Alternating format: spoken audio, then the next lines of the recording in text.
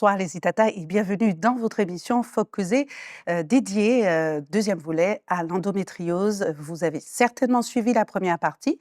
Au cas où, chers Itata, évidemment, vous pouvez vous rendre sur la page, sur le YouTube, hein, sur le YouTube de Zitata, et vous cherchez la playlist de Focusée. Vous trouverez certainement cette première édition qui est suivie de celle-ci aujourd'hui avec nos 4 invités. Vous le savez, l'endométriose, on en a déjà parlé, vous l'avez certainement entendu. Déjà, nous sommes plusieurs milliers de femmes en Martinique à être atteintes par cette maladie. Et derrière tous ces beaux sourires, hein, beaucoup de femmes mènent des combats invisibles. Alors, douleurs invalidantes, fatigue chronique, sexualité parfois compliquée et surtout aussi infertilité. Nous en parlerons avec Dr Bichara Petit qui est avec nous ce soir dans un instant. Je vous la présenterai.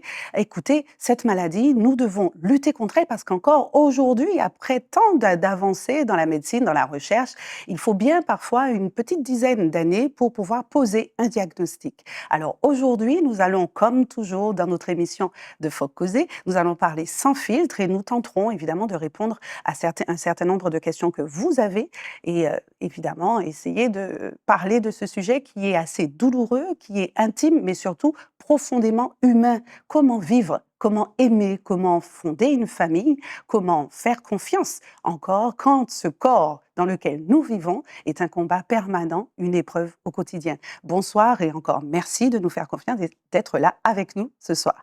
Bonsoir mesdames, bonsoir, un plateau extrêmement féminin ce soir et exclusivement féminin.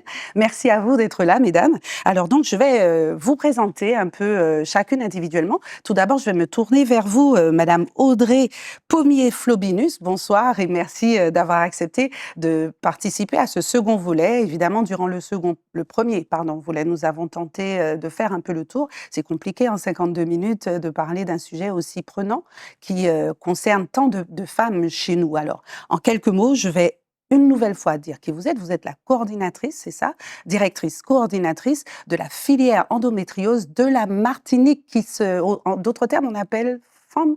Tout à fait. Ça tombe super bien. Tout à fait, Voilà, Clara. Merci beaucoup pour cette nouvelle invitation qui, en avec tout cas, plaisir. permet d'apporter, en tout cas, des réponses aux femmes de la Martinique et d'ailleurs sur le sujet de la lutte contre l'endométriose qui a trouvé une réponse, on va dire, à partir de 2022 avec cette feuille de route nationale de lutte contre l'endométriose déployée par le gouvernement sous la pression des associations, bien entendu, et qui a donné vie, en tout cas, via les ARS, aux filières endométriose sur tous les territoires de France.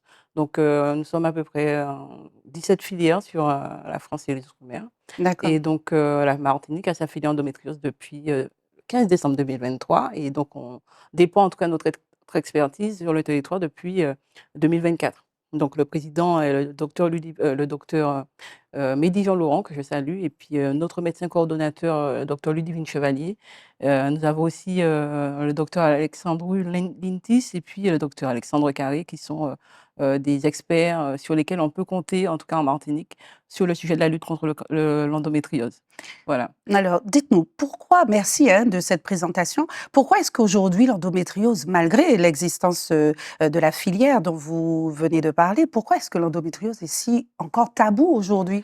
Bien, il faut dire que c'est une maladie qui touche les femmes. Et malheureusement, j'ai envie de dire qu'on s'intéresse à la santé des femmes depuis peu. La recherche est émergente sur le sujet. En tout cas, pas plus tard que ce matin, j'étais en réunion dématérialisée avec Mayotte, le Cameroun et puis d'autres territoires qui sont en train de travailler justement pour Mhm. mettre en place des dispositifs pour lutter contre l'endométriose et qui essaient de copier notre modèle. Et donc, on voit vraiment qu'il y a un frémissement, mais la femme est là depuis la nuit des temps et c'est la mère de l'humanité. Donc, pourquoi aujourd'hui? Mais vaut mieux tard que jamais. C'est ça. Et je suis en tout cas très fière en tant que femme martiniquaise de pouvoir participer à cet élan, à ce travail. Et je suis certaine que nos mères qui nous regardent de là-haut sont fiers de nous. Et voilà, donc c'est avant tout une lutte pour la femme et aussi, en tout cas, pour ne pas laisser seules les femmes atteintes d'endométriose face à cette maladie. Donc, qui, je le rappelle, est connotée à 7 à 10 ans d'errance médicale. C'est ça. Voilà, donc la filière endométriose répond en tout cas à un besoin et un besoin surtout de structuration de parcours. Mhm. C'est en tout cas notre leitmotiv et c'est ce que nous faisons avec nos équipes. Alors, très tôt dans cette émission, je souhaiterais, contrairement à notre dernière édition, où nous avons donné vos coordonnées un peu rapidement en fin d'émission, j'aimerais, si possible, que nos Itata, hein, n'est-ce pas, mesdames, qui sont en train de regarder l'émission, qu'elles puissent réussir à vous joindre. Elles voudraient vous joindre et vous partager un petit peu leur souffrance, leur douleur, comment elles font? Alors, pour le guichet unique qui est en cours de formalisation, ça va venir. Néanmoins, nous avons un site internet, donc form.org. Vous Alors, tapez Forme, vous pouvez épeler. C'est écrit d'ailleurs sur l'écran. fenm.org, Oui, www.form.org, ou sinon, elle tape carrément dans le moteur de recherche Google endométriose Martinique, ils vont tomber sur le site de la filière d'accord. endométriose. Il y a un numéro de téléphone qui va pouvoir vous répondre, mais vous avez notre site internet via lequel on peut avoir un contact direct avec les patientes et qui surtout met à disposition un annuaire des spécialistes et des experts en capacité de prendre en charge les femmes atteintes d'endométriose. Ensuite, vous avez la possibilité également, avec un diagnostic établi d'endométriose, de vous rendre sur le site de la MFME, au niveau du service gynécologique, où vous demandez une consultation endométriose et normalement, vous devriez avoir un rendez-vous assez rapidement pour une prise en charge dans le cadre du parcours de soins balisé par la filière endométriose de Martinique. Oui, alors vous avez dit quelque chose d'intéressant. Vous parliez de un diagnostic établi. Je me tourne, merci. Je me tourne tout de suite vers vous, Krishna. Vous êtes notre premier témoin, on va dire, atteinte de l'endométriose, qui a bien accepté, avec beaucoup de courage, de témoigner de son parcours. Donc, 7 à 10 ans, disait avant vous Madame Flobinus. Est-ce que vous pourriez nous raconter votre parcours? Comment est-ce qu'aujourd'hui vous vous retrouvez avec ce diagnostic et comment est-ce que ce diagnostic, une fois posé, cela vous a aidé à vivre au quotidien?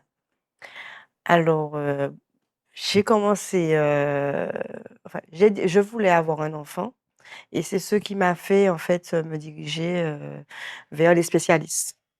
Je ne savais pas, en fait, qu'avoir mal, n'était pas normal. Donc, j'ai eu mes premières règles vers 13 ans et j'avais des douleurs. Ma maman m'a dit que c'est normal, on me donnait des médicaments.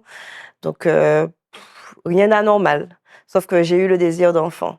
Donc, 7 à 10 ans, d'errance médicale, c'est exactement ça. J'ai eu 7 ans d'errance médicale avant qu'un diagnostic soit posé par, un spécialiste de la filière endométriose de la MFME. Après ces 7 années d'errance médicale, j'ai vu plusieurs, gynécologues, une dizaine en Martinique. À chaque fois, j'avais l'impression de ne pas être écoutée. J'avais l'impression de ne pas être écoutée. Il y a des gynécologues qui n'ont pas été bienveillants envers moi en me disant: «Mais c'est normal, les femmes, elles ont mal, peut-être que vous, c'est comme ça», donc je ressortais du gynécologue avec plein de questions et puis le soir, je me retrouvais sur un forum alors que j'ai payé, ma consultation. C'est ça. Donc j'ai rencontré un gynécologue qui m'a dit très franchement: «Je ne suis pas spécialisée dans l'endométriose. Selon l'IRM et l'échographie que vous me montrez, j'ai l'impression que vous avez l'endométriose, mais je ne suis pas spécialisée. Je vous dirige vers un spécialiste de la MFME». Alors, je vous interromps, Krishna. Oui. Dites-moi, mais qui vous a donné Les ordonnances? oui, la démarche que vous avez faite de faire Alors, le... c'était mon médecin généraliste. Mhm. Il m'a dit, soupçon d'endométriose. Ah, donc Il le m'a voilà. généraliste l'a quand même Oui, vu. il m'a dit soupçon d'endométriose par rapport à mes douleurs, D'accord. parce que j'avais de fortes douleurs Pendant les pendant menstruations ou pendant en mes dehors? pendant mes menstruations, j'avais de très D'accord. fortes douleurs. Donc il m'a dit, «On fait une IRM». Il m'envoie faire des échographies. J'allais avec ces IRM et échographies vers les gynécologues, puisque c'est eux les spécialistes. On me disait, j'ai même eu une IRM avec une IRM, on m'a dit: «Pas d'endométriose». 2017, pas d'endométriose. Le diagnostic a été posé, en 2022 en disant que j'avais l'endométriose. Donc depuis 7 ans, je traîne des douleurs d'endométriose. Je vis avec ça tous les mois. Ça s'est aggravé même, je peux dire que ça s'est aggravé, jusqu'à ce que je rencontre docteur Chevalier. Voilà. D'accord. Docteur Chevalier m'a auscultée, elle a touché le point exact où j'avais mal et c'est la seule qui m'a demandé le CD d'IRM. C'est la seule parmi tous les médecins que j'ai vus. Et la suite, alors, quelle a La été suite, la... alors ça s'est enchaîné que ça s'est enchaîné. J'ai eu très vite confiance en elle parce elle m'a dit exactement ce que j'avais. Ça fait du bien hein, Ah d'être oui, enfin entendu. ça fait du bien d'être écouté Voilà. et puis d'avoir quelqu'un en face de soi qui ne nous juge pas, Mhm. qui comprend en fait. Et je me suis sentie très vite en confiance. Donc elle m'a expliqué qu'il fallait faire une opération, elle m'a expliqué les risques. Elle m'a dit que normalement, après ça, que je devrais plus avoir mal. Je n'ai pas réfléchi. Donc je crois qu'un mois après, on avait déjà programmé l'opération. Alors, quelle est cette opération dont vous La parlez? cœlioscopie. La J'ai fait une cœlioscopie. cœlioscopie. Dans la cœlioscopie, j'avais ablation d'une trompe, puisque mon endométriose s'est aggravée. J'avais 2 nodules d'endométriose, dont un situé au niveau du rectum. Donc après mon opération, à mon réveil, je me suis réveillée avec une poche et une sonde. Là, je crois que c'était le moment le plus difficile, c'était mon réveil. C'était de me réveiller parce qu'en fait, docteur Cheval, il m'a parlé de l'opération.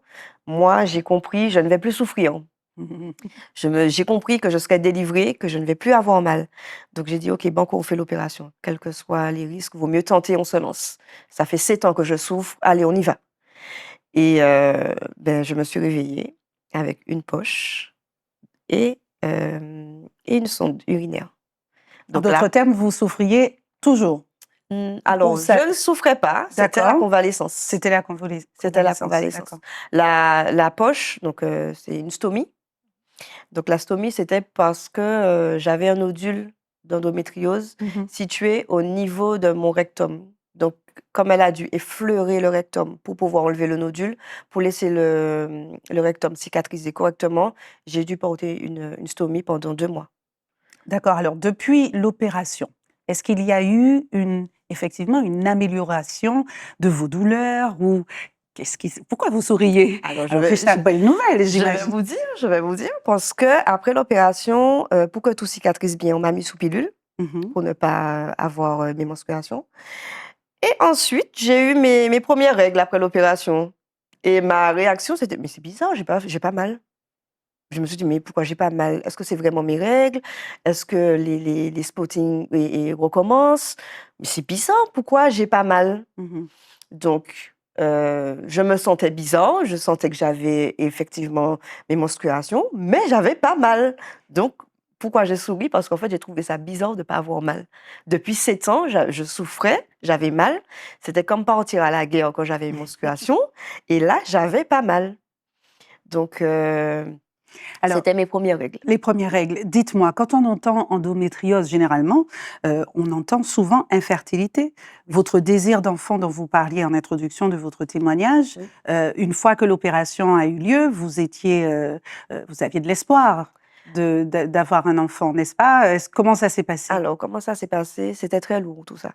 Parce que le parcours que j'ai eu, l'opération en soi, porter la stomie pour une 1re fois, c'était difficile. Ensuite, il fallait enlever la stomie. C'est une autre opération encore, donc passer à nouveau au bloc. Hem, Après ça, j'ai eu des petites péripéties. Je sais pas comment ça s'appelle. Infection Non, une embolie, pulmonaire, Une thrombose une veineuse profonde. thrombose, voilà. J'ai eu une thrombose. booster. Voilà, j'ai eu une thrombose, j'ai eu, la cicatrice de la stomie s'est ouverte. Mmh. Donc j'ai eu quelques péripéties. Donc je me suis dit: «Le corps médical, je vous aime bien, mais je ne veux plus vous voir. Mmh. Je veux plus vous voir». Donc j'ai décidé d'accepter mon corps comme il est. Mmh.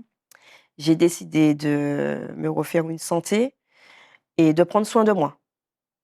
Voilà, j'ai décidé de tout arrêter. De tout arrêter, je prends soin de moi et je suis tombée enceinte un mois après. Voilà, Tout naturellement, tout naturellement. sans intervention, Sans intervention. Donc mmh. docteur Cheval, il m'avait dit, que si, je tombais pas enceinte 6 mois après l'opération, qu'elle m'enverrait en parcours PMA et je n'ai pas eu besoin du parcours PMA, je suis tombée enceinte naturellement. On en reparlera dans un instant de ce fameux parcours PMA. Merci. Donc, la petite ou le petit, c'est un La gars. petite. La petite, Oui, félicitations. merci. Elle a quel âge aujourd'hui? Aujourd'hui, elle a 1 an et demi. Elle a 1 an et demi. Oui. Donc, on peut encore dire félicitations à vous, Krishna, Oui, merci. pour ce parcours. Alors, dernière question avant de passer au témoin qui est juste en face de vous. Qu'est-ce qui était plus difficile pour vous? Est-ce que la charge mentale d'être incomprise était aussi ou moins difficile que la douleur physique que vous ressentiez pendant toutes ces années? La Ou les deux, hein? non, la charge mentale était plus difficile. C'est vrai? C'était plus difficile L'incompréhension, et le fait de ne pas être comprise, c'est ça? c'était encore plus difficile parce qu'en Mmh. fait, on dit ce qu'on a. J'ai mal, je souffre, j'arrive pas, je veux, on est frustré, Eh oui. on est frustré et on a l'impression de ne pas être entendu donc non, ça fait les 2. Très bien, merci à vous Krishna, merci à vous. Eh ben, écoutez, on se tourne vers vous.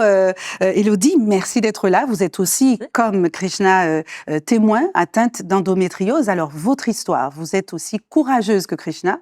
En quelques mots, dites-nous, quel a été votre parcours? Mon parcours a commencé beaucoup plus tôt, malgré l'errance médicale. Je me suis fait diagnostiquer à 20 ans, je me suis fait opérer à 21 ans et j'ai eu des douleurs depuis mes premières règles aux alentours de 12 ans. Oui. J'avais déjà fait un séjour à l'hôpital pour une anémie dont on n'a jamais trouvé la cause et dont maintenant on sait c'était l'endométriose.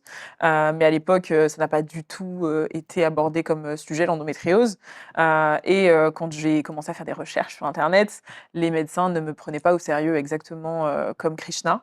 Surtout à mon âge. Quand j'arrivais à 20 ans en disant j'ai peut-être de l'endométriose, j'ai l'impression que c'est ça.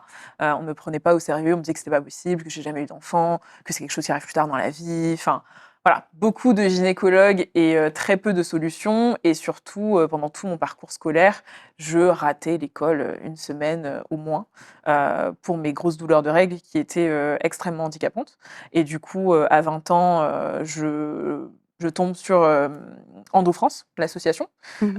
Endo France Martinique d'ailleurs, qui me redirige vers Lyon à l'époque, puisque c'est là où j'habitais, pour ensuite me prendre en charge dans le parcours endométriose. Et c'est là où je trouve enfin un docteur qui m'écoute et qui me propose de m'opérer parce que j'avais des nodules situés au niveau de la vessie. Et du coup, on avait peur qu'ils bouchent les vaisseaux qui mènent au rein et soit une opération encore plus grave.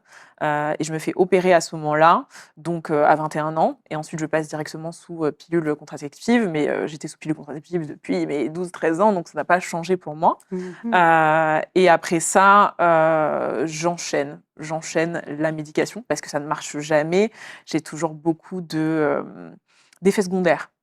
J'ai beaucoup d'effets secondaires avec les traitements hormonaux, donc des états dépressifs en général, beaucoup de prise de poids, une frigidité, donc pas d'envie de sexualité.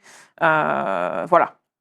Tous les effets secondaires possibles et inimaginables, j'enchaîne un peu. Mais en même temps, quand j'essaye vers 25-26 ans d'être sans médication, parce que je me suis dit, je me suis opérée, donc allons voir ce que ça donne. Mhm. J'essaye pendant 1 an et au bout d'1 an, j'abandonne parce que je perds 10 kilos en 1 mois, parce que j'arrive pas à m'alimenter, parce que les douleurs sont telles, j'ai besoin d'une canne pour marcher, Ah oui. j'ai besoin de quelqu'un qui m'aide à faire ma toilette. Enfin, j'y arrive pas. Donc, au bout d'1 an, je reprends un contraceptif et depuis, je suis restée sous médication. Et on essaye toujours, en tout cas avec mon gynéco actuellement, de trouver des solutions hormonales. À l'heure actuelle, on n'a pas l'impression qu'il y a un besoin opératoire encore, même si on a D'accord. découvert une adénomiose en plus de l'endométriose. Donc, entre-temps, ça s'est quand même aggravé, Mhm. ce qui malheureusement peut arriver, hein. Donc, certaines endométrioses se stabilisent avec le temps et je fais pas partie des chanceuses, mais c'est OK. Du coup, on est encore dans un parcours de soins me concernant par rapport à la maladie. Mais c'est vrai qu'à l'heure actuelle, je trouve que ça va. Je suis bien accompagnée comparée aux années précédentes. Précédente. Alors, vous parlez d'accompagnement, justement, et à ce propos, dans un instant, nous allons recevoir votre conjoint qui a accepté de témoigner aussi en tant que conjoint, un compagnon d'une personne atteinte d'endométriose. Dans un instant, on parlera de sujets un peu, on le disait tout à l'heure, intimes, si vous voulez bien. Vous parliez de sexualité, de frigidité tout à l'heure. Dans un instant, on en reviendra. Donc, merci à vous, Élodie, d'en parler aussi facilement évidemment, c'est pas donné à tout le monde, hein. Vous savez, les Itata, quand je vous croise dans la rue et que je vous dis qu'il faut venir témoigner, vous me dites, ah, les caméras, les caméras. Vous voyez que c'est finalement, c'est possible. Alors, je me tourne vers vous, merci encore. Docteur Bichara-Petit-Cynthia, alors quel plaisir de vous avoir sur le... Et je tiens à vous dire, Madame Pommier-Flobinus a fait un travail excellent au premier volet, les Itata, n'est-ce pas? Vous confirmez en présentant l'endométriose et nous sommes contentes, notamment de vous avoir ici pour que vous nous éclairiez. Alors, avant de parler un peu plus technique, docteur, j'aimerais que vous nous répondiez simplement, hein, pour les Itata qui ne le savent pas, quelle est la mission du centre PMA, puisque vous êtes personne responsable du centre PMA. Que veut dire le PMA, le sigle PMA? Et puis, dites-nous un petit peu en quoi consiste cette mission. Donc déjà, merci beaucoup pour cette invitation. Moi aussi, je suis très honorée d'être là. Et aussi de mettre en lumière effectivement le centre d'assistance médicale à la procréation. Donc en fait, on peut dire AMP, assistance médicale à la procréation, ou PMA. En fait, le sigle PMA, c'est en anglais normalement, c'est Procreation Assisted Medical.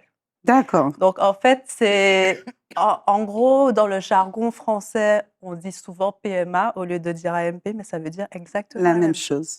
En fait, il faut savoir qu'en Martinique, il n'y a qu'un centre d'assistance médicale à la procréation qui, en fait, comporte l'établissement de santé qui est la clinique Saint-Paul avec Dr Manceau et également le laboratoire Eurofins Biosanté avec le docteur Dos Santos Frédéric. Donc, en fait, ces deux responsables d'établissement de santé et du laboratoire, en fait, on collabore pour faire fonctionner le centre d'assistance médicale à la procréation où exercent plusieurs professionnels de santé, notamment moi, mais également des gynécologues médicaux ou obstétriciens avec le docteur Vercuis, docteur Lazou. Oui. Il y a également des sages-femmes, Madame Dupérier-Constance, Madame Rousseau-Kessa, Isabelle, Madame Richer, Marielle, Madame Lorne Lucie, Madame Sandra Baller. Enfin, voilà, on est bien entouré de 5 sages-femmes, 2 techniciennes qui, sans elles, je ne pourrais pas travailler, clairement. Donc, on a, je vais un peu donner leurs prénoms, hein, Élodie et Adeline, et 2 secrétaires qui, sans elles, on peut rien organiser, tout simplement. Absolument. Donc, on a une secrétaire biologique qui est Karine Mamès et une secrétaire clinique, Christelle Nancy. Donc, en gros, avec toutes ces personnes, on arrive enfin à répondre à une demande qui, avant, n'était pas forcément accessible à la population martiniquaise. Et grâce également à la collaboration avec la filière endométriose, on a pu vraiment mettre un circuit assez fluide pour pouvoir prendre en charge les patientes atteintes d'endométriose. Donc, il faut savoir que l'endométriose, je le rappelle rapidement, ce sont des cellules de l'endomètre présentes normalement au sein de l'utérus qui vont ailleurs. Donc, en fait, qui migrent. Elles peuvent migrer au niveau donc, du rectum, notamment quand on a des nodules au niveau du rectum. Elles peuvent migrer sur la vessie et en fait entraîner pas mal de douleurs, en fait, tout simplement, autant que ce soit durant les règles qu'en dehors des règles. Ça peut aussi entraîner, donc, comme le disait Audrey, 30 à 40% des femmes atteintes d'endométriose peuvent être atteintes d'infertilité. Mais pourquoi, en fait? Tout simplement parce que cette maladie inflammatoire entraîne des adhérences. Donc, en gros, au lieu que l'appareil urogénital féminine, en fait, elle est constituée, donc je vous le rappelle. Légèrement monter un petit peu. Voilà, comme ça. Donc, vous avez le vagin, là, le col utérin, l'utérus, les trompes et les ovaires. Donc, en gros, quand on est atteinte d'endométriose, donc il y a différents, bien entendu, types d'endométriose. Vous avez les endométrioses qui sont localisées au niveau des ovaires, c'est ce qu'on appelle des endométriomes. Qui vont empêcher en fait l'ovulation, qui vont entraîner effectivement pas mal de difficultés au niveau de la réserve ovarienne qui se trouve au sein de l'ovaire. Vous avez effectivement l'endométriose profonde qui peuvent altérer donc le rectum, la vessie, entraîner de l'inflammation et des adhérences au niveau des trompes et ça fait un pelvis gelé. C'est comme ça qu'on appelle ça. Et en gros, il n'y a plus de fluidité au niveau de l'appareil urogénital. Et quand la femme ovule, en fait, il faut déjà qu'il y ait un rapport sexuel la veille ou le jour de l'ovulation pour que les spermatozoïdes soient au niveau du vagin, parcourent tout le col utérin, tout l'utérus, toute la trompe pour aller féconder l'ovocyte jusqu'ici. Et il y a des millions, il y a à peine une centaine qui arrivent là. Et quand l'ovocyte accepte un spermato, parce que ça, ce n'est pas obligatoire, hein, c'est ce qu'on appelle la fécondation. Après, ça évolue en embryon. Les petits cils de la trompe poussent l'embryon dans la cavité utérine. Et là, il y a une discussion entre l'utérus et l'embryon. Donc, concrètement, s'ils ne s'aiment pas, l'embryon, il ne s'implante pas, tout simplement. Donc, avec l'endométriose, il y a aussi une inflammation à ce niveau-là qui peut diminuer les chances d'implantation. En plus, quand il y a de l'adénomiose, ça augmente effectivement ces difficultés-là. Donc, c'est vrai que l'endométriose, on est à partir de 2024, donc quand la filière endométriose de Martinique a été mise en place et c'est vraiment mise en mouvement, hein, on a collaboré et on a pu, à partir de 2024, proposer aux patientes atteintes d'endométriose plusieurs parcours, notamment le premier parcours, la préservation de fertilité. Qu'est-ce que c'est? En gros, la patiente atteinte d'endométriose vient au centre AMP, voit une sage-femme, on lui donne un bilan de réserve ovarienne, si ça n'a pas été fait en amont, bien entendu. Donc, c'est une prise de sang, hein, tout simplement, pour voir un peu sa réserve ovarienne. On lui fait également une échographie avec un comptage des follicules en trop. En gros, ça veut dire quoi? Ça veut dire juste on explore la fertilité, en fait, de cette femme.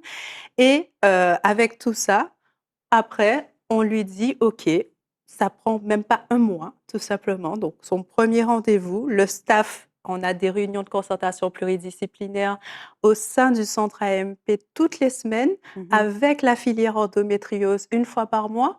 Donc en fait, on collabore énormément et en fait, la patiente atteinte d'endométriose peut, le mois d'après, avoir sa tentative de préservation de fertilité. D'accord. Donc, on lui donne un protocole de stimulation parce que nous, notre but, c'est pas d'avoir un ovocyte comme la nature le fait, mais c'est d'en avoir plusieurs pour avoir plus de chances après de pouvoir les réutiliser et avoir plus de chances d'avoir des embryons et plus de chances d'avoir un bébé. Donc, en gros, on lui donne un protocole de stimulation qui stimule ses ovaires pour avoir le plus grand nombre d'ovocytes. On récupère au bloc opératoire de la clinique Saint-Paul par chirurgie ces ovocytes qui après arrivent au laboratoire et nous, on congèle ces ovocytes en espérant, en tout cas, dans quelques années, quand elles reviendront avant les 45 ans, de les utiliser, les mettre en fécondation, avoir des embryons et remettre au niveau de la cavité utérine pour avoir après une petite visite de la patiente avec son bébé. Voilà. Donc après ça, c'est le premier parcours. Les autres parcours, c'est dans le cadre d'un projet parental. Donc, c'est vrai que si Krishna n'avait pas réussi à avoir son bébé naturellement, elle aurait vu ce parcours-là. En gros, c'est quoi? C'est le couple ou la femme seule ou le couple de femmes, hein, parce qu'en fait, l'assistance médicale à la procréation est accessible maintenant aux femmes seules et aux couples de femmes, viennent au centre d'assistance médicale à la procréation, voient une sage-femme, on fait toujours le bilan d'exploration de la fertilité du couple, cette fois-ci, ou de la femme seule. Ensuite, ils reviennent avec ce bilan-là, on staffe le dossier. Dès que le dossier est accepté, ils ont leur protocole de stimulation, de programmation. Ils me voient en consultation, je leur explique la technique adaptée à leur cas. Et ensuite, ils ont leur tentative. Entre la première consultation et leur tentative, franchement, grand maximum, 5 mois. 5? 5. Donc, alors que la moyenne nationale est très Bien plus élevé. exactement. 3 ans? Oui. Donc Ah oui. concrètement, voilà, on fait tout pour essayer de répondre à ce projet parental. Si effectivement la femme est seule, il y a le parcours avec tiers donneur, donc on récupère, on utilise des spermatozoïdes de donneur. Si effectivement il y a un contexte en plus de l'endométriose, un risque viral, par exemple la patiente est atteinte de VIH, d'hépatite B, d'hépatite C, on prend également en charge, grâce à l'aide également, la collaboration avec le service d'infectiologie du CHU. Donc vraiment, en 2024, je pense que c'était l'année phare où on a un peu déployé tous les parcours, les dispositifs pour que la filière soit enfin fluide et qu'on puisse répondre au maximum à cette population Super. qui souffre d'endométriose. tout Dites-moi, simplement. docteur, après cet exposé, ce brillant exposé, beaucoup de nos ITATA vont chercher vos coordonnées. Je ferai comme, comme tout à l'heure. Oui, vous le savez, hein, chers ITATA, aujourd'hui, avec Faut Causer, c'est vous mettre en relation avec ces personnes qui existent et qui font un vrai travail de terrain. Est-ce que vous avez les coordonnées de... Alors oui, alors déjà, si ces patientes ont déjà vu la filière endométriose, il faut savoir que de toutes les façons, les Il y praticiens a de un la lien? filière D'accord. nous présentent les dossiers Mhm. quand on juge qu'effectivement, il y a un projet parental. En fait, la chirurgie, dans le cadre de l'endométriose, n'est pas la première étape obligatoirement. C'est-à-dire que si la patiente supporte ses douleurs et a son projet parental, l'assistance médicale à la procréation va arriver avant la chirurgie. En fait, c'est vraiment, on fait du cas par cas. Si effectivement les douleurs sont trop intenses, eh ben, on va lui proposer la chirurgie avant de lui proposer une aide d'assistance médicale à la procréation. Donc, quand elles sont rentrées dans la filière, il n'y a pas de souci, il y aura toujours un lien vers nous. Quand elles ne sont pas rentrées dans la filière endométriose de Martinique, là, elles peuvent toujours venir directement au D'accord. centre d'assistance médicale à la procréation, tout simplement en tapant, prendre rendez-vous directement sur Doctolib. Vous avez le centre AMP Martinique et vous avez tous les praticiens. D'accord. Donc, vous prenez rendez-vous avec une des sages-femmes en priorité ou un gynécologue. Après, sinon, vous avez aussi le site Eurofins Fertilité qui décrit aussi les parcours et toutes les techniques qu'on puisse faire dans ce cadre-là également. Une petite question, une patiente qui vous contacte directement, sans passer par femme, et qui soupçonne une endométriose, vous faites aussi le diagnostic, vous le posez ou vous Alors, les c'est pas dirigez? voilà, Est-ce que le travail inverse se fait? exactement, le travail inverse se fait Mhm. également. D'accord. C'est vrai qu'on collabore vraiment avec la filière endométriose Mhm. et quand on a des suspicions qui ne sont pas encore diagnostiquées, on redirige, on en rediscute et effectivement, on a parlé effectivement du diagnostic, de l'errance de 7-10 ans de diagnostic de l'endométriose. Là, il faut savoir quand même qu'il y a un projet, dans le cadre d'un projet innovant, le test salivaire. Donc, ça nous aide énormément au niveau du diagnostic. Mais on ne va pas forcément attendre un diagnostic d'endométriose si la patiente elle a un projet parental et que ses douleurs sont supportables. Vous voyez? Mhm. Oui. Donc, on va toujours de toute façon prendre en charge la patiente.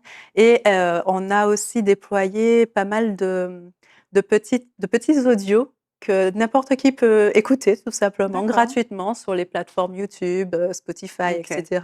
En tapant Causer AMP, vous pouvez retrouver tous les audios sur les parcours en fait d'assistance médicale à Causer procréation. comme faut causer? K-O-Z-E? Exactement, c'est Super. ça. Écoutez, vous êtes un vrai, enfin, je sais pas, mais en vous écoutant parler, vous apportez tellement d'espoir, vous semblez vous faciliter, normaliser la chose. On a l'impression que c'est, en vous écoutant, que c'est beaucoup plus facile que ça l'était en tout cas à l'époque de nos parents, et c'est tant mieux, les ITATA, n'hésitez pas. Je voudrais me tourner, merci docteur, on revient vers vous dans un instant. Je voudrais une question, Krishna, vous avez un peu tout à l'heure partagé votre parcours, comment c'était mentalement difficile. Comment se passait votre entourage, leur réaction face à vos douleurs? Comment ça se passait avec peut-être le conjoint ou les parents, la famille, les amis? Est-ce que c'est une maladie qui est invisible? Est-ce que les gens comprenaient ce que vous viviez vraiment? Alors, mes parents n'étaient pas au courant. C'était très tabou, donc j'en parlais pas.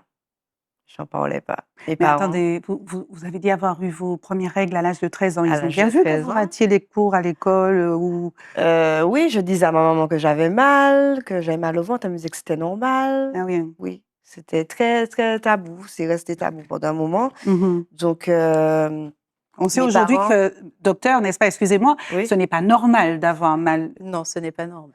j'ai compris que c'est pas normal d'avoir mal. Voilà. Après Donc, l'opération. après l'opération, quand j'ai eu ce nouveau souffle, parce que j'ai compris que avoir ces règles, ça n'a rien à voir avec la douleur. Et donc, mes parents n'étaient pas au courant, mes frères non plus. Mes amis, bon, on en parlait, on échangeait, oui. Donc oui, je disais que j'avais mal, je racontais un petit peu. Mon conjoint était mon soutien, hein, mon soutien, parce que quand on part à la guerre, il nous faut nos soldats, hein.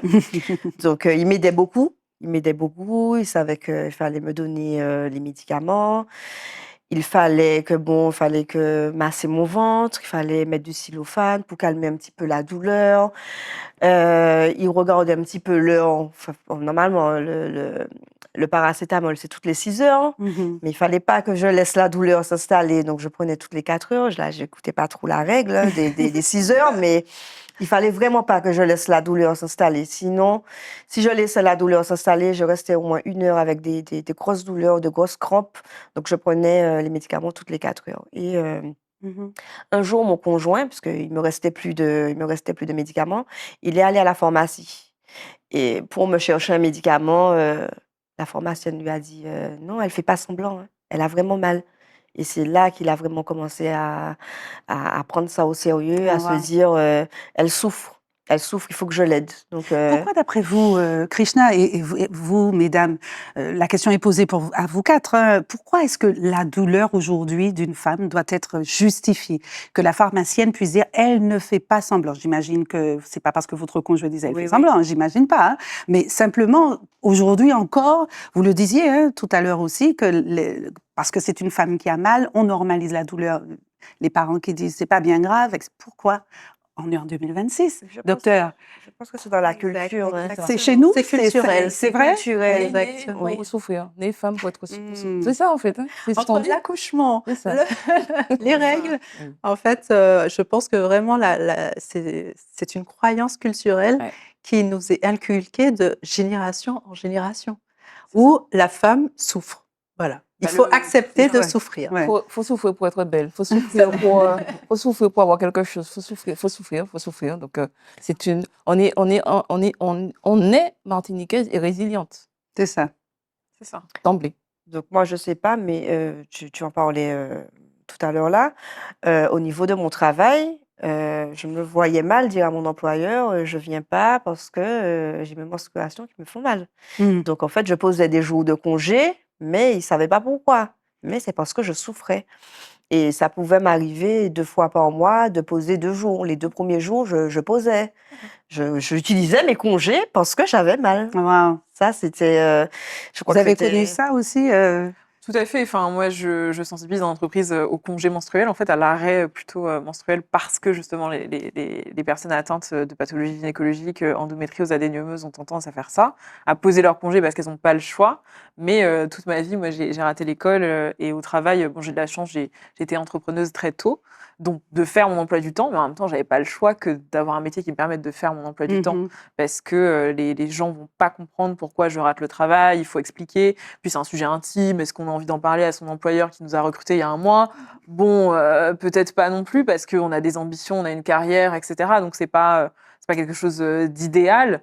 Donc on le cache, on trouve des solutions, on demande du télétravail, mais c'est pas toujours possible de télétravailler dépendant de la lignée de métier qu'on fait aussi. Donc c'est compliqué. J'ai trouvé quelques employeurs qui étaient très compréhensibles, mais je dois avouer que l'entrepreneuriat était un vrai privilège à ce moment-là de pouvoir m'arrêter tous les mois. Sinon, c'est pas tenable, en fait. Donc, non, je comprends totalement. Alors, Élodie, pardon, allez-y. Simplement, je voudrais ajouter à ce que tout le monde a dit, que par rapport à la situation que vivent les femmes et par rapport à ce contexte culturel, les femmes entrepreneuses sont beaucoup plus dures envers les femmes. En tout cas, c'est le constat que C'est vrai? je fais. C'est-à-dire qu'elles ne comprennent pas pourquoi vous souffrez tous les mois. Les patronnes, en fait. Les patronnes. Enfin, oui, c'est ça. Elles ont une réaction beaucoup plus sévère envers C'est difficile à en tout comprendre. cas, c'est le retour que je C'est me Je vrai? pense que c'est une question de la culture qu'on disait, de la C'est ça. souffrance. Je pense que quand on est femme entrepreneur, on souffre beaucoup aussi, d'une certaine façon. Et donc, je pense que les gens se disent que si moi j'ai souffert, pourquoi pas toi? C'est ça. Donc, il y a un truc très culturel. Mais c'est C'est aussi très un truc de ça. martiniquais, je trouve, parce Ça. que la femme potomitan, la femme qui est tout le temps en train de soutenir toute la famille, de soutenir tout l'environnement. Enfin, il y a plein de choses qui viennent se rajouter à ce mythe-là et qui créent cette ambiance de souffrance permanente, quoi. Donc, je pense qu'il faut qu'on se remette tous en question C'est ça. au niveau de la société sur comment on traite les femmes et c'est quoi notre rapport Conscientisation à la douleur. collective. Absolument. Ben, profite de de ce petit pont que vous me tendez pour vous remercier d'avoir accepté de venir avec votre soldat à vous. Hein. Krishna en parlait, quand on part en guerre, il faut d'un soldat. Et d'ailleurs, nous en profitons pour vous remercier, Krishna, puisque, chers Zitata, il y aura juste une petite interruption que vous ne verrez pas, et parce que nous allons tout de suite accueillir le conjoint d'Élodie. Merci, Krishna. Est-ce que vous avez une dernière parole, quelque chose à dire à nos Zitata qui vous regardent? Oui, j'aimerais vraiment dire à toutes les femmes de ne pas rester dans un coin, dans un silence, et de continuer à chercher quelqu'un de bienveillant, quelqu'un qui pourra écouter et comprendre en fait leur douleur, mais de ne pas rester dans un coin. Avoir mal, ce n'est pas normal. Et ça, je l'ai compris trop tard. Voilà. Merci à vous. C'est juste le message que j'ai à faire passer. Ben écoutez, nous vous souhaitons plein de petits bébés, hein, plein de petits soldats. Et à très bientôt. Merci encore d'être venu. Avec plaisir. Au revoir. Valentin, merci d'être là. Vous êtes donc le conjoint d'Élodie et aussi son soldat, paraît-il. Tout à fait. Alors, on parlait de massage, etc. Tout ce qui a été dit, vous l'avez entendu, j'imagine. Est-ce que vous êtes reconnu dans ce qu'a décrit Krishna, dans sa relation avec son conjoint qui l'aide pendant ces moments difficiles? Oui, tout à fait, oui, hein, ça m'a beaucoup parlé. En effet, je me suis reconnu dans ses paroles, puisque c'est vrai, j'essaye de l'accompagner du mieux que je peux, C'est ça. tout simplement. Alors, l'accompagner, ce serait quoi? Vous massez les pieds, vous massez le ventre, vous lui apportez son café, son... Dites-nous concrètement alors, ce en effet, qu'un soldat fait. alors, ça va dépendre des crises, hein, et Mhm. surtout des moments de la crise, je dirais, puisqu'il y a des moments où en effet, elle ne peut rien faire. Donc, je fais à manger, je m'occupe de la maison, je la mets au lit, je l'aide à Ah, se wow. laver, enfin voilà. Et puis, à d'autres moments, ça va un petit peu mieux. Elle gagne en autonomie, donc elle fait plus de choses par elle-même. Et après, en effet, c'est beaucoup de massages, beaucoup d'amour finalement à donner. Donc les massages, pas seulement les pieds, c'est surtout le ventre pendant les crises, le ventre et le bas du dos. Oui. Alors, on masse comment attention, vous avez docteur Bichard Petit à côté de vous. Est-ce qu'on met la fameuse poche d'eau tiède ou d'eau froide Qu'est-ce qui Pour fonctionne le les mieux? massages, je mets pas grand-chose, hein, du karité, D'accord. voilà, pour pas que ça l'agresse trop. Mhm. Et puis je viens masser doucement en cercle son ventre. Les zitata au masculin, là, messieurs, vous écoutez bien, j'espère? Voilà, c'est ça, oui, je fais des mouvements circulaires. Alors, je me suis plus ou moins renseigné, hein. Je suis allé Wow. voir sur Internet. Donc, c'est dans le sens des aiguilles d'une montre. Après, c'est en communiquant aussi avec ma conjointe Élodie. Mhm. Qu'est-ce qui fait du bien, qu'est-ce qui fait mal, qu'est-ce qu'il faut refaire, qu'est-ce qu'il faut ne pas faire. Dis donc, Élodie, vous avez tenu le bon morceau, là, dis donc. Bon, écoutez, on va parler concrètement. Tout à l'heure, Élodie nous parlait forcément de problèmes de sexualité compliqués par rapport à cette endométriose qui a été diagnostiquée. Comment est-ce que c'est difficile pour vous d'accepter quand elle dit non, je ne peux pas, c'est pas que je ne veuille pas, mais je ne peux pas parce que j'ai mal? Ah, c'est pas difficile du tout, non, non. C'est la chose la plus facile. Si elle dit non, c'est que c'est non. Il n'y a pas de débat là-dessus, et c'est très facile d'accepter, quoi. Élodie, c'est vrai? Oui, c'est vrai. Mais je pense, oui, c'est vrai. Enfin, une fois que je dis que, en effet, je j'ai pas envie ou je me sens pas, il n'y a pas de questionnement, il n'y a pas de remise en question, il n'y a pas de oh, s'il te plaît, ou je ne sais quoi. Oui, dire non sans culpabiliser. Non, dire non sans Après, dire non sans culpabiliser, c'est venu avec le temps, je pense. Parce que on nous inculque, on parlait de culture tout à l'heure, que voilà, un couple c'est de la sexualité régulière d'une certaine façon, etc. Donc je pense que forcément j'ai internalisé une partie de ces choses-là. Donc à une époque, je me forçais, par exemple, dans d'autres relations précédentes, mais dans celle-ci, non, parce qu'on a beaucoup communiqué sur la maladie aussi, sur comment je me sens, et j'ai bien choisi. Donc, du coup, On est d'accord, on est d'accord. donc du coup, il sait que non, c'est pas possible et c'est OK. Mhm. Donc la frustration, le sentiment d'impuissance ne domine pas dans votre couple, en fait. Vous avez réussi et vous dites que la solution, c'est la communication. La communication, mais je pense des deux côtés aussi, du qu'est-ce qu'il peut faire pour améliorer les choses, qu'est-ce que je peux faire pour améliorer les choses, et puis aussi trouver aussi une sexualité alternative. On n'en parle pas beaucoup, mais je pense que la sexualité, en particulier dans un couple hétérosexuel, c'est pas que de la pénétration.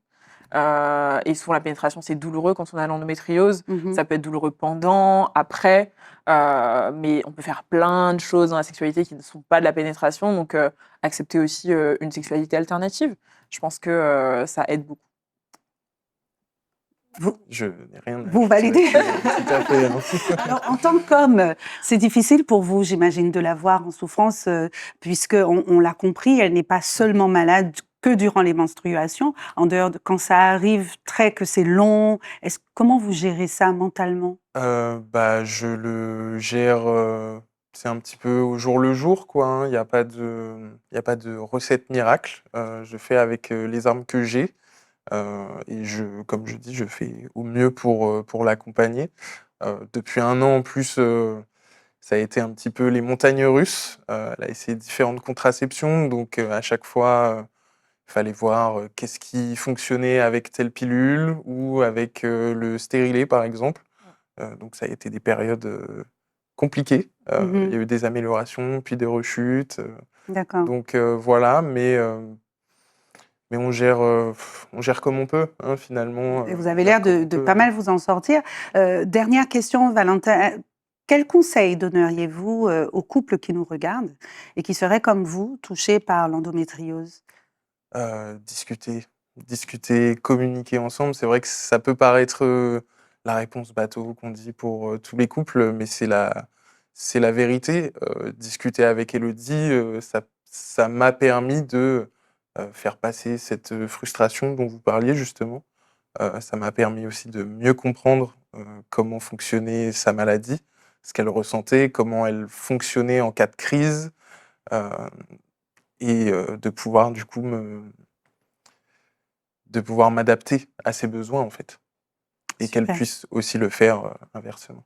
Super, super. Bah, écoutez, merci à tous les 2, hein, Merci à vous. Merci à vous. d'avoir partagé, cette intimité, hein, votre intimité à vous-même, à vous.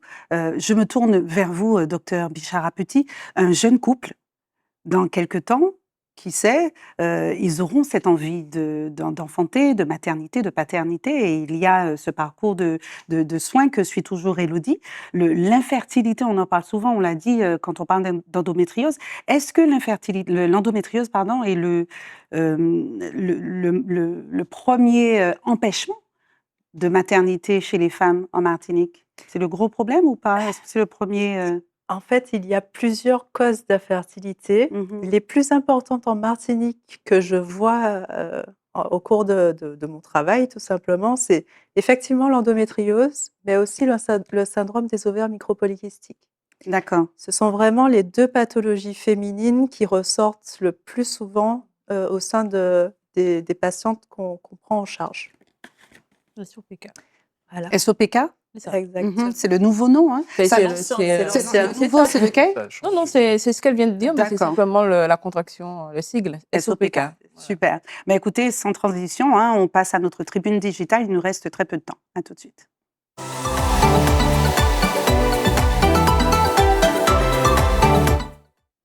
Alors, la tribune digitale, question posée par un téléspectateur quand j'annonce l'émission sur nos réseaux. Je le répète, les réseaux de Foc Causé sont sur TikTok, enfin voilà, les réseaux sociaux, Instagram, etc. Chers Itata, question posée qui fera redondance chez certains d'entre vous, puisqu'on en a déjà parlé. Je culpabilise de dire non à cause de la douleur, mais mon conjoint ne comprend pas. Comment le convaincre que je ne fais pas semblant? La question est pour vous 4. Il faut changer de conjoint. Dis donc, Non, docteur Bichara-Petit vous dit non. C'est bon, pas besoin d'aller jusque-là. Alors, dites-nous. Non, j'exagère, mais je pense qu'il faut expliquer comme on expliquerait à quelqu'un qui ne connaît pas, qui n'a pas d'utérus en fait. Il faut expliquer la maladie, je pense, comme on expliquerait à un enfant de 2 ans. Et je dis pas ça de façon péjorative, pas du tout, mais c'est pour vraiment comprendre de base qu'est-ce qui est en train de se passer dans mon corps d'un point de vue physiologique. Et puis, faut aussi être témoin parfois, parce que parfois voir ça a plus d'impact que dire. Donc, être témoin pendant les crises, qu'est-ce qui est en train de se passer? Est-ce que je peux ou est-ce que je ne peux pas, en fait? Et ensuite, je pense beaucoup de bienveillance des deux côtés aussi, de l'un, de la personne qui ne comprend pas, et de l'autre, de la personne qui a besoin d'aide. Puis peut-être faire comprendre aussi qu'on a besoin d'aide, en fait. On est en position, là, pas de faiblesse, parce que j'aime pas spécialement ce mot, mais Oui. on est en position peut-être de handicap, et qu'il faut prendre ça en compte comme c'est. Et si besoin, il y a des soins supports. Voilà. Et ça, il ne faut pas les oublier. C'est-à-dire que, par exemple, au centre d'assistance médicale à la procréation, comme je vous disais, on a des sages-femmes, on en a 5, et chacune propose un soin support. Ça veut dire quoi? Ça veut dire elles sont surspécialisées. Il y en a une qui fait de la sexologie. Donc, dans ces cadres-là, pourquoi pas effectivement voir une sage-femme spécialisée et en discuter avec elle, qui peut effectivement vous proposer, par exemple, certaines positions qui pourraient être moins douloureuses. Même de la rééducation. Exactement. Rééducation du périnée, Voilà. ça aide beaucoup. Voilà, donc il y a la sexologie, il y a l'hypnose aussi, qui aide au niveau de la douleur. Il y a la micronutrition anti-inflammatoire qui peut aussi aider certaines patientes. Oui, Donc, vous me disiez tout à l'heure qu'il ne faut pas de friture quand on est... c'est ça, il y a des aliments qui entraînent une inflammation et effectivement, ça aggrave en gros les douleurs d'endométriose. Donc il faut savoir tout ça et franchement, pousser une porte, juste discuter avec un professionnel de santé spécialisé dedans, ça peut vraiment aider. Donc il ne Super. faut pas hésiter. D'accord. Madame Pommier-Flobinus, on l'a compris, Valentin, c'est une exception, c'est pas la règle. Malheureusement, il faut dire ce qui est. Tout à fait. Au centre, est-ce que vous entendez souvent ce type Tout de à fait. discours? Et on peut comprendre, puisqu'en fait, les femmes sont tellement résilientes. Et en fait, malgré leur souffrance, souvent, elles prennent leur sac et vont travailler. Elles vont faire tout. Et le gars ne comprend pas. Tu fais tout ça, mais je ne comprends pas pourquoi tu ne veux pas aussi juste un moment de plaisir avec moi. Ça s'entend et il faut entendre ça aussi. C'est la raison pour laquelle nous avons travaillé avec les psychologues de Martinique, l'association des psychologues de Martinique, pour former des psychologues et puis qui peuvent aujourd'hui apporter une réponse au couple. Hein. Donc, pour expliquer, puisqu'en fait, parfois, nous n'aurons pas les bons mots en tant que patiente ou on n'aura pas les bons mots. Donc, il y a les soins de support dont parlait le docteur Bichara, mais aussi donc les psychologues. Et puis, mais je crois que c'est la démocratisation du sujet, comme on le fait aujourd'hui avec vous. Peut-être qu'un mari un peu va regarder l'émission et va se dire, mais peut-être qu'elle fait pas exprès. C'est Vous ça. avez des papas qui vont regarder aussi l'émission, ceux qui vont dire aussi, peut-être qu'elle ne fait pas exprès, elle n'est pas douillette, ma fille, et que en fait, c'est ça. En fait, c'est vraiment le travail que nous avons entrepris à la fille endométriose, c'est ça, ce travail d'information, de sensibilisation pour que le message passe. Ah ben écoutez, merci. On va conclure notre émission puisque nous touchons à la fin du temps qui nous a été parti. Vous avez fait une belle conclusion en quelques mots, chacun d'entre vous, vraiment courtement. Si vous aviez un message à transmettre à toutes ces femmes qui nous regardent, ou les mamans, comme vous avez dit, endométriose égale quoi pour vous aujourd'hui? Endométriose, c'est une maladie, c'est une maladie sur laquelle vous êtes plus seul à la Martinique. Voilà. Super, merci. Valentin? C'est une maladie dans laquelle vous pouvez être accompagné et surtout par vos conjoints. C'est possible, on l'a vu avec vous, oui. Je pense qu'il faut être très bienveillante avec soi-même. Éviter de s'en vouloir d'être malade, éviter de s'en vouloir d'avoir mal et des conséquences de la maladie. Donc, plus de bienveillance avec soi-même. Avec soi-même. Docteur Bichara, on va terminer par Je vous. finis. Bien sûr. Il ne faut pas hésiter à pousser la porte du centre d'assistance médicale à la procréation. Il y a énormément donc, de professionnels de santé spécialisés, autant dans l'endométriose que dans la fertilité ou dans d'autres pathologies qui peuvent vous aider. Donc, n'hésitez pas.